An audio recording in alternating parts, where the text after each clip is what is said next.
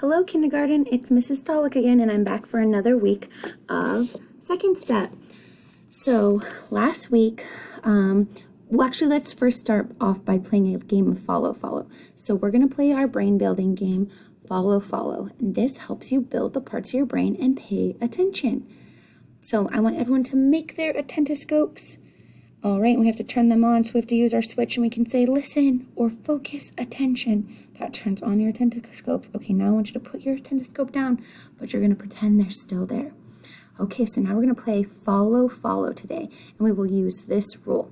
Repeat what I tell you before you do the move. So I'll say follow, rub belly. Then you say follow, rub belly. And then you rub your belly. Follow, touch nose. Follow, touch nose, and then you touch your nose. Follow, touch ears. Follow, touch ears, and then you touch your ears. Good job. Follow, touch toes. Follow, touch toes, and then you touch your toes. Follow, touch chin. Follow, touch your chin. Very good. So you had to listen, repeat, and then you could touch your body parts. Very good. So, now let's listen to our song with the learner song.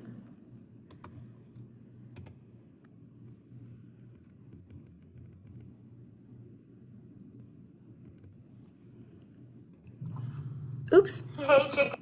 There we go.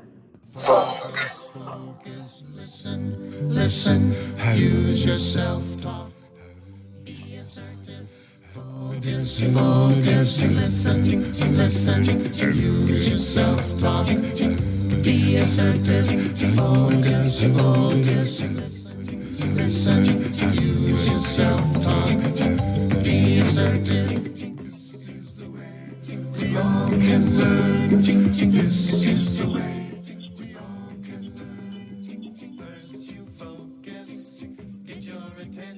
Use eyes and ears and brain. Now you listen. Make sure you listen.Use eyes and ears and brain. Use your self-talk. Say I can do this. And focus now. Be assertive. If you don't get it, just ask for help out loud.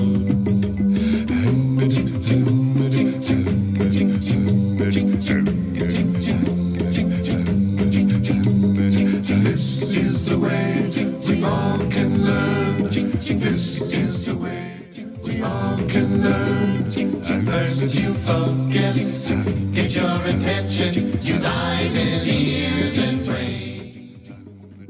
Now you listen, make sure you listen, use eyes and ears and brain. Use your self-talk, say I can do this, and focus now. Be assertive. If you don't get it, just ask for help out loud.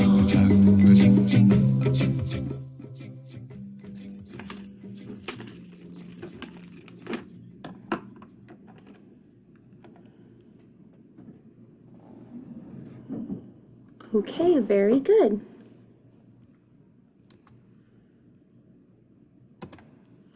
So, last week we learned that repeating things to yourself helps you to remember them. Now let's remind ourselves our listening rules by saying them all together. Eyes watching, ears listening, voice quiet, body still. So we just repeated our rules. It's eyes watching, ears listening, voice quiet, body still. So here is Snail to join us today. Hello, Snail. How are you? Remember to write my name. Remember to write my name. My name on the top. Remember my name. Snail, what are you doing? Well, I'm talking to myself to try and remember to write my name on my paper because I keep forgetting. Well done, Snail. You are using your skill for learning. Talking to yourself helps you to remember. Good job, Snail. Today's lesson is all about talking to yourself to help yourself learn and remember, just like Snail's doing to remember to write his name. So, what do you see in this picture? Well, there's two kids at their table. That's right. This is Paulo. He's focused on his work. Show me with your head. Yes, he is, right? There's also Samara. Is Samara focused on her work? Show me with your head. No, Samara is not focused. She is distracted. She's pretending her pencil is an airplane. We have been learning a lot about skills that learners need. Think about which one Paulo might be using. What is he using? I think he's using his attentoscope and he's listening to the teacher. I agree, Snail. I think you're right. I think he is doing those things. Very good. Paulo is also talking to himself in a little voice. Focus. Ignore Samara. Keep drawing. What have I got to do? Oh yeah, color in 5 circles. He is telling himself to keep doing his work. When you talk to yourself quietly in your head or in a quiet voice, it's called self-talk.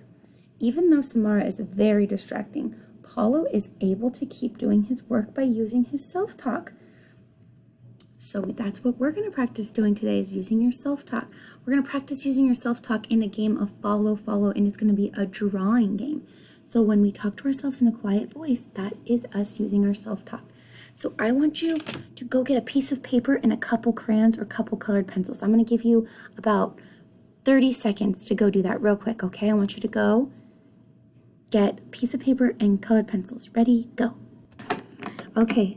So I have a piece of paper and a couple of markers, and so we're going to do this game together. I'm going to make myself big again.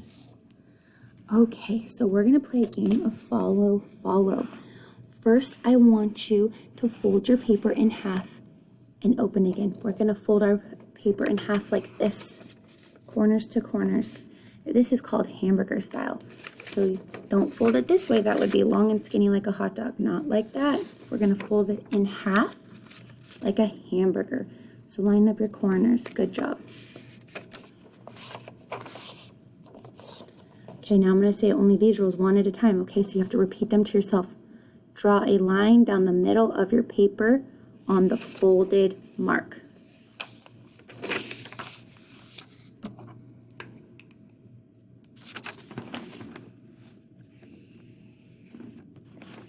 Does yours look like this?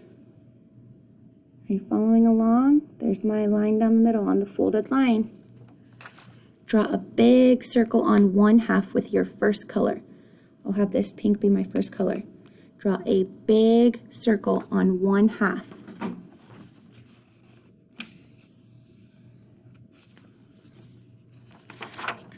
Draw a big square on the other half with your second color. My second color will be purple. Draw a big square on the second half.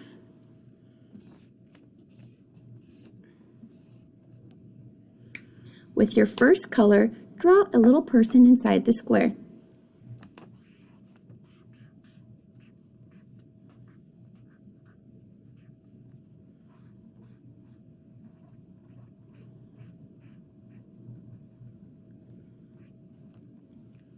With your second color, draw a tree inside the circle. So you should say quietly to yourself, draw a tree in the circle. Tree in circle. Tree in circle. It doesn't have to be perfect. Tree in circle. Now write your name on the top of the page in any color you want. Write your name on the top of the page.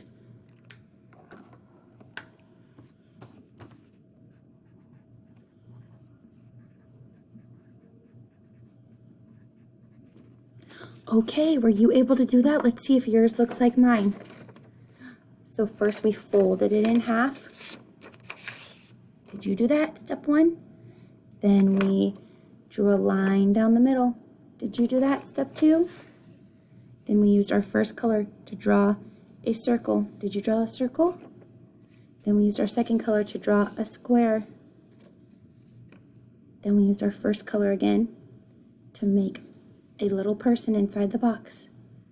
Then we used our second color to draw a tree. and then we wrote our name.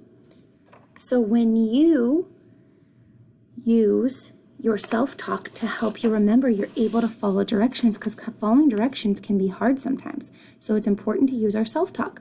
So we learned about self-talk. Everyone say self-talk. Good job. When you repeat directions, that's self-talk. When you use words to switch on your attentoscope, that's your self-talk. When you remind yourself to keep doing your work, that's self-talk. When you tell yourself to ignore someone else who is distracting you, that's self-talk. Self-talk helps you learn.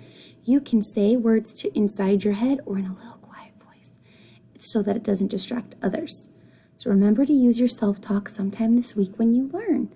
Okay, so now I have a fun story for us to finish with today on a little boy who has a hard time staying on task. So let's see what skills he uses to stay on task.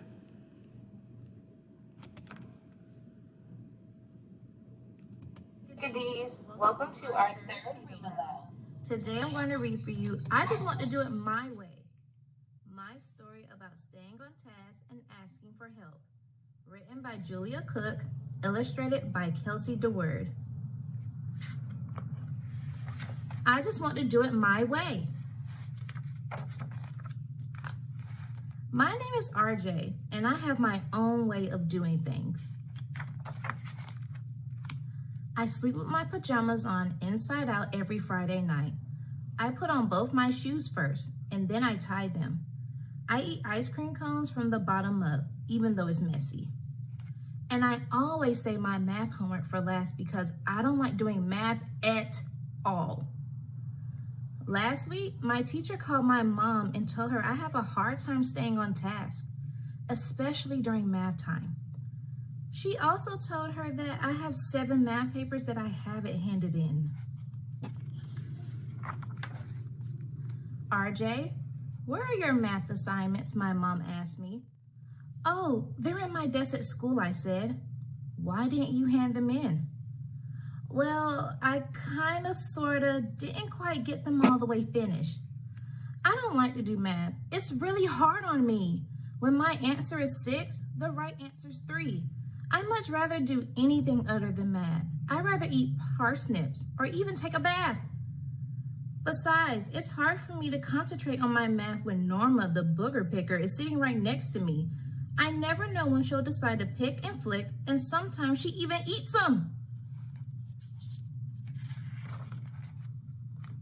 RJ, just because you don't like doing math won't make it go away.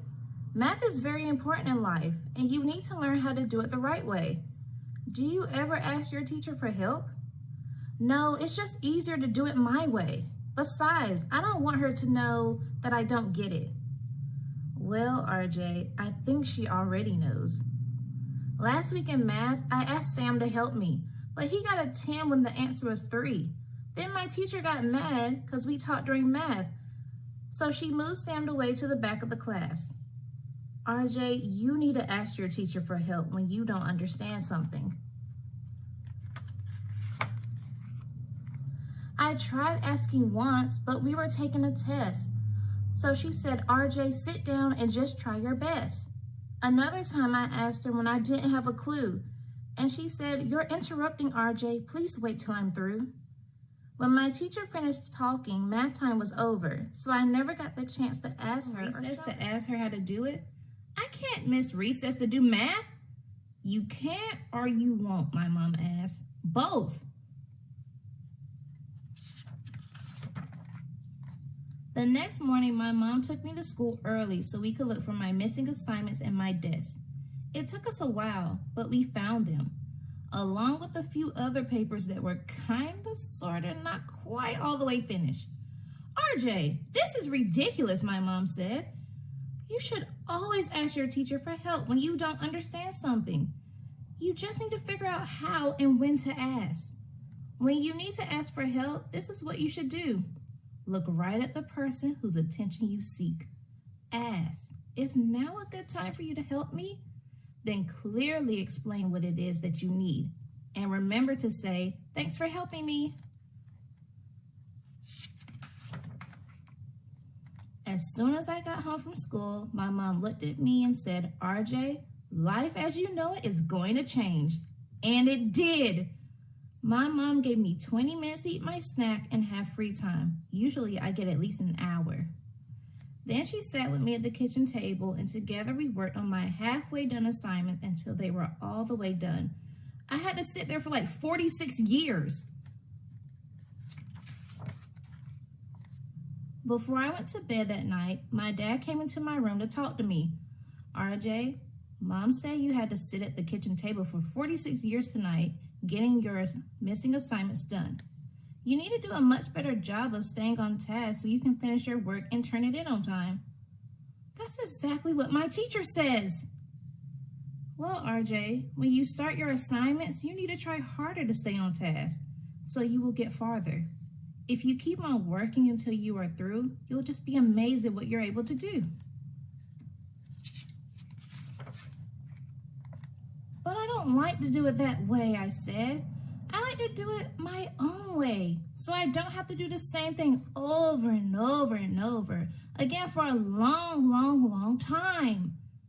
Well, son, your way isn't working out very well. Besides, if you stay on task, the over and over part doesn't take that long. Yeah, Dad, but it's hard to think about math when I know, RJ. Mom told me. And sometimes during math, Rodney tries to burp the alphabet, and then everyone laughs, and then, RJ, when I mow the lawn, I get all of it done. I don't stop in the middle, even though it's not fun. I work very hard to finish my task, because if I quit too soon, we'll have crooked grass. Your way works okay for a kid who is little, but you're too big now, RJ, to stop in the middle, even if Norma is picking her nose or Rodney is trying to burp the alphabet. The next day I went to school and handed in all my missing assignments, about 46 years worth. My teacher was so proud of me that she did the happy dance. RJ, she said, I bet it feels great to be all caught up. Now we need to figure out a way to help you stay caught up. First of all, I want you to know that you can always ask me for help if you need it. If I can't help you right when you ask, I will make sure I find another time that works for both of us. Now you need to do a better job of staying on task so you can finish your work and turn it in on time. That's exactly what my dad says, but I just don't like doing the same thing over and over and over for a long time. I just like to do it my way. Besides, Norma always, I know, RJ, but your way just isn't working. When you need to stay on task, you should take a good look at what it is you must do. Focus on each step and just think it through. Don't let others interrupt you or pull you away. Keep working on through, and on your task you will stay. RJ, if you can stay on task, the over and over part won't take you as long. I think from now on, when it's time for you to go to work on your math, I'll let you go to the back of the room and sit in the verb villa. You'll have a little bit more space to wiggle while you are working, and the other kids won't distract you as much. So today during math, I tried doing things a different way. I listened as closely as I could when my teacher explained our assignment. I understood just about all of it except for one little part, so I went up to her after, waited for the perfect time, and then asked her to help me. I remembered to tell her thank you, just like my mom. I went to the back of the room and did my math in the verb villa. I got all of it all the way done, and I even understood it. And the best part of all is, I didn't have to worry about Norma's picking or Rodney's burping. I looked at my teacher and thought, wow, could it be? Now this is a teacher who really gets me. She's willing to help me each time that I ask, and she'll go out of her way to help keep me on task. A new way of doing things is just what I need, and with the verb villa's help, I'm sure to succeed. It feels great to be caught up and not be behind. Now my over and over won't take so much time. And hopefully I won't have to spend another 46-year night at the kitchen table. The end.